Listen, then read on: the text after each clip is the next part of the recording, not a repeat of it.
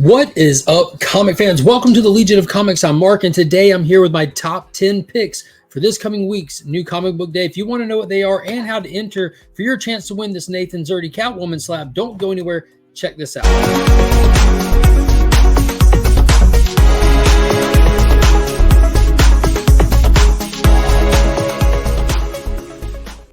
Shout out to the homies over at Big Time Collectibles. Be sure to check out their webpage and follow them on social media. They are always doing amazing things. And if you need anything cleaned or pressed, my friend Justin on Instagram can hook it up. The link is in the description to all the videos, as well as a huge shout out to my local comic shop, ABX Comics and Games. That's where I pick up these top 10 books, as well as more books. If you're ever in the Augusta area looking to get into comics or tabletop gaming, hit the link below and take you right over there. It's a great place. Fantastic. Also, like I said, I'm giving away this fantastic Catwoman 47 CGC 9.8 Nathan Zerdy variant. To enter to win that, check out my graded comic collection video. It's a series I'm doing that's posting every Monday. So check out any of those episodes and you can get entered for your chance to win that slab in the coming weeks.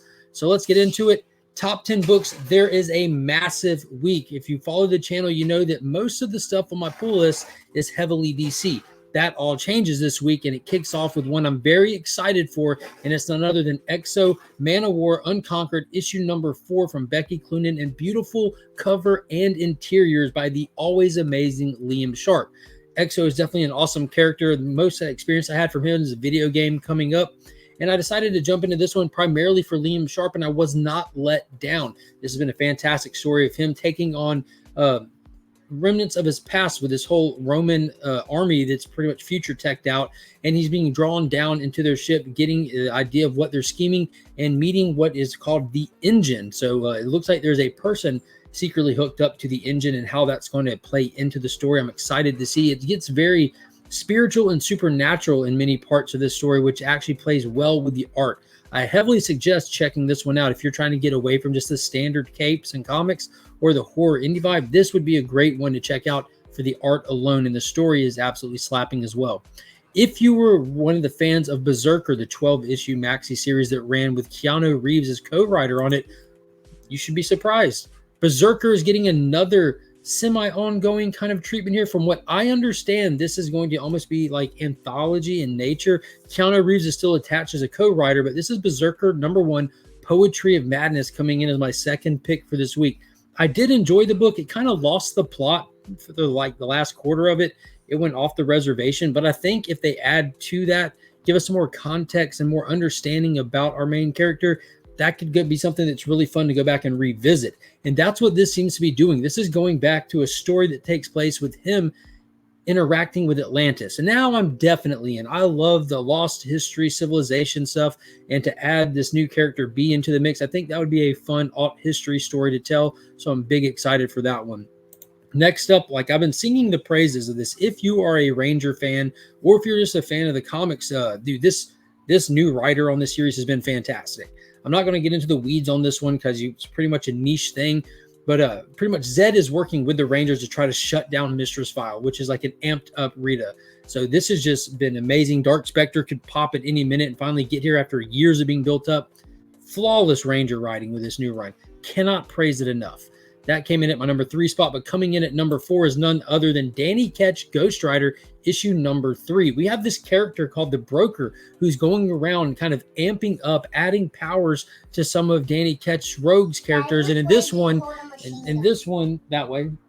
we're focusing on a character called Scarecrow coming after him, and not just him, but Johnny Blaze as well.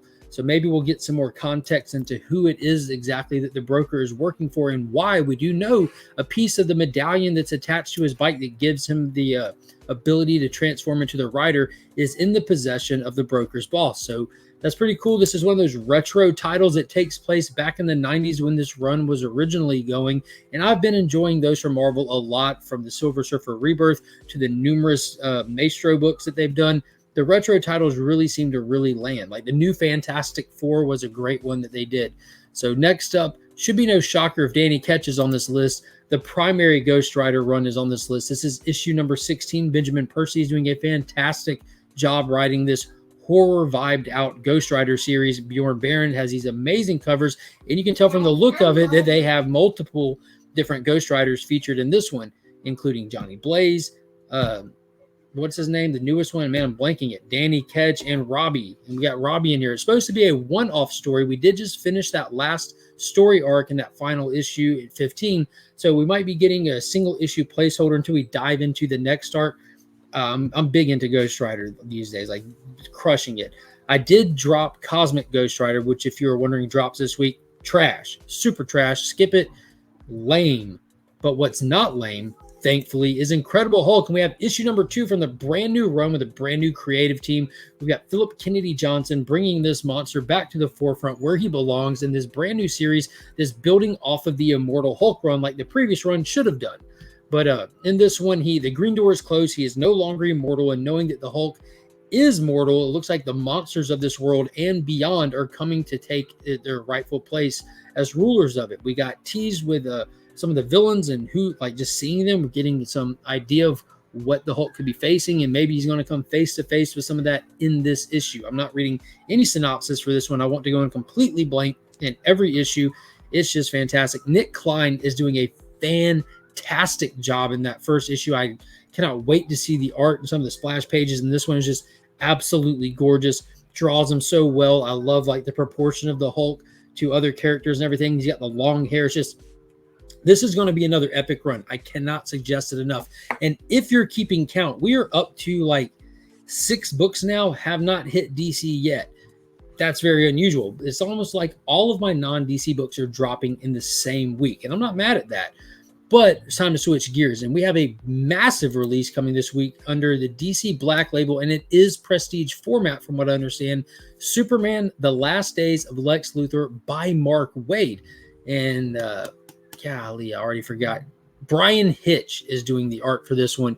The whole premise behind this one is Lex Luthor is dying, and of course he swallowed his pride and went to Superman and probably guilt trips him into finding a way to get a cure for what's happening to him. And Superman crosses all of time, space, and dimensions looking for a cure, but why? That's the big question. Why would he want to go to these extreme measures, risking his own life and the safety of the entire planet to save the one man who's been out to kill him since day one? I'm excited to dive in and see. Mark Waid has been crushing it at DC. He's been crushing it for decades, but what he's doing these days in the Teen Titans, as well as World's Finest, and now he's going to be taking on the big man himself.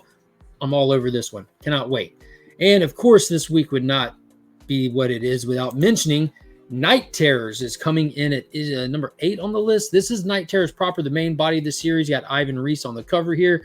Joshua Williamson writing, as you can see from the cover. We have Sandman in here. Yes, it's Wesley Dodds. He was resurrected in that previous issue, so I'm excited to be adding him into the mystery-solving team for this one, especially with Batman and Boston Brand. But from what I understand, Boston's just inside of Batman. Deadman's in Batman. So Batman's still asleep dealing with nightmares. I cannot wait to dive into this further. No synopsis on this one as well. I want to go in and get any surprises that they have laid out for us. So being that Night Terrors is coming out, of course, there's going to be some tie-ins for it. And they got 2 more slots on the list. And for that, I'm going with Action Comics Night Terrors number 1, which will be showcasing what's happening with the Super family. The Superman proper dropped last week if you want to know what's going on with Kal-El, but the surrounding Super family will be getting showcased in the pages of Action Comics, so I'm excited to see that. Looks like we got Power Girl getting tormented by Hank Henshaw's Cyborg Superman. Love all of it. Love every bit of it. Give me more Super family stuff. And then next up and coming in at number 10 is Teen Titans, or just Titans Night Terrors, where they'll be facing a dark version team of themselves. So that's always kind of fun. You know, these are really just kind of throwaway fun ways to experience the characters that you already are enjoying in some kind of nightmarish way. So if you're reading these titles already, you'll probably enjoy the Night Terror versions of them. But that isn't all. So I'm going to go ahead and point them out to you.